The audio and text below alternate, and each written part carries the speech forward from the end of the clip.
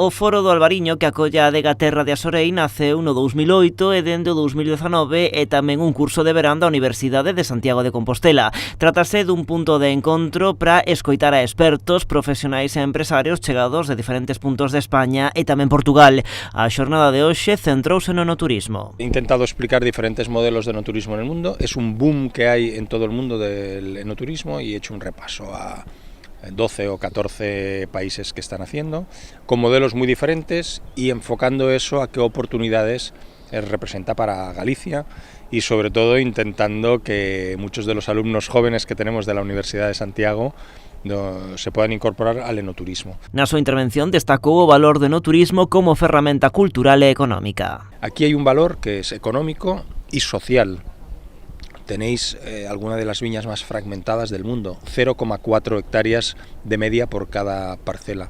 Eso es un patrimonio botánico y hay que conservarlo. Y es un patrimonio social, porque hace que esté muy repartido, ¿no? Yo enfocaría el enoturismo en Rías Baixas, lo enfocaría directamente al viñedo.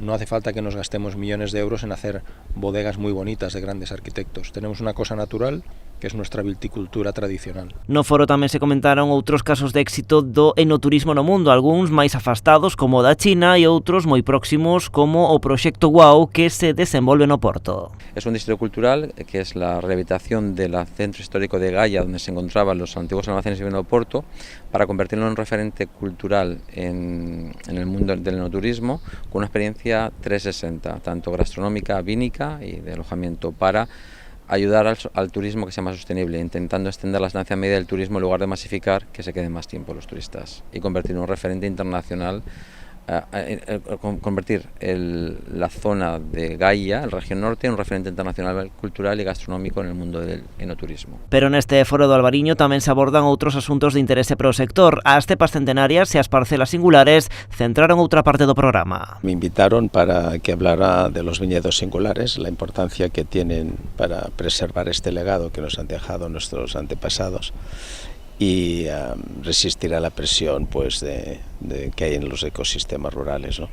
Entonces, la primera parte de la intervención fue hablar de cómo lo tenemos regulado en Cataluña a través del INCAVI y cómo se está poniendo en valor estos viñedos singulares a los que tienen un reconocimiento precisamente para preservar y ponerlos